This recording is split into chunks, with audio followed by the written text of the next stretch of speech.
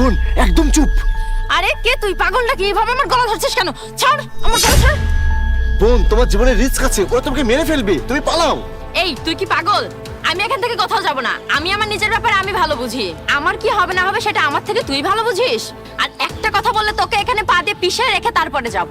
বোন তাড়াতাড়ি পালাও। এই শয়তানের বাচ্চা, তুই কি আমাকে এখান থেকে যেতে দিবি নাকি তোকে পা দিয়ে পিষে তারপরে এখান থেকে যাব? ছাড়, আমাকে যেতে দে। আরে বোন না বোঝাই না। তাহলে আমরা শেষ পর্যন্ত সেখানে যাচ্ছি। লীলা, এ লীলা, তুমি ওখানে কি করছো? এদিকে এসো। এই তো আসছি, তোমরা এগিয়ে যাও। আচ্ছা তাড়াতাড়ি এসো, বেশি সময় নেই তো। এই শোন, সে আমার বয়ফ্রেন্ড, সে আমাকে অনেক ভালোবাসে আর আমি তার কাছে সবসময় নিরাপদ। ছাড় পা।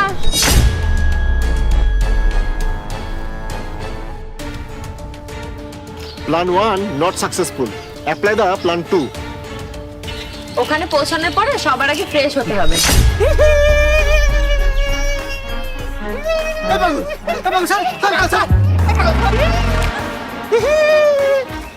এই শোনো, আমি পাগল না, তুমি আমার সাথে চলো। এই পাগলের বাচ্চা, আমি তোর সাথে যাব কেন? আর তাছাড়া আমার সাথে হচ্ছেই কি এসব? একটু আগে তাদের সাথে একজন আমাকে যেতে নিষেধ করলো, আবার এখন এই পাগলটা। এই তোদের সমস্যাটা কি বলতো? এত কথা বলার সময় নেই, আমার সাথে যাবে কিনা তাই বলো। না আমি যাব না। ও বুঝেছি।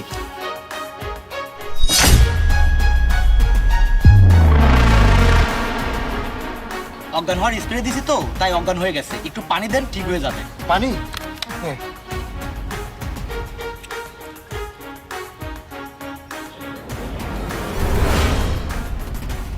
আরে এই পাগল এখানে, আপনিও এখানে?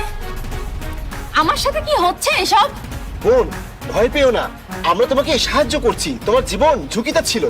বোন, তুমি তো বিশ্বাসই করলে না, সেই জন্য এই পথ বেছে নিয়েছি, তোমাকে অজ্ঞান করে এখানে এনেছি। চুপ করেন, আপনারাই আমার সর্বনাশ করার জন্য আমাকে এখানে নিয়ে এসেছেন। আমার বয়ফ্রেন্ড আমাকে অনেক ভালোবাসে, সে কত চিন্তা করবে আমার জন্য। আরে তোমার বয়ফ্রেন্ড আর তার বন্ধু মিলে তোমার সর্বনাশ করার প্ল্যান করেছে, আর তুমি তাকে বিশ্বাস করছো? আরে ওরা তো তোমাকে মেরে ফেলবে। আমি এইগুলো বিশ্বাস করি না। তুমি আমার কথা বিশ্বাস করছো না? দাও। দেখো, এই যে দেখো, ভিডিও দেখো। আচ্ছা বন্ধু, তুই যে বললি তোর নতুন গার্লফ্রেন্ডের সাথে আমাকে মজা করাবি, কিন্তু এতদিন পার হয়ে গেল তুই তো কোনো ব্যবস্থাই করলি না। আরে বন্ধু, আজ আমি এখানে এসেছি, রিসোর্টে তোর প্ল্যান করেছি, এসব কার জন্য সেটা তো তোকে আমি বলিনি, কিছুক্ষণের মধ্যেই টের পাবি। শোন, সবকিছু আমি রেডি করেছি, আর নীলা এখনই আসবে।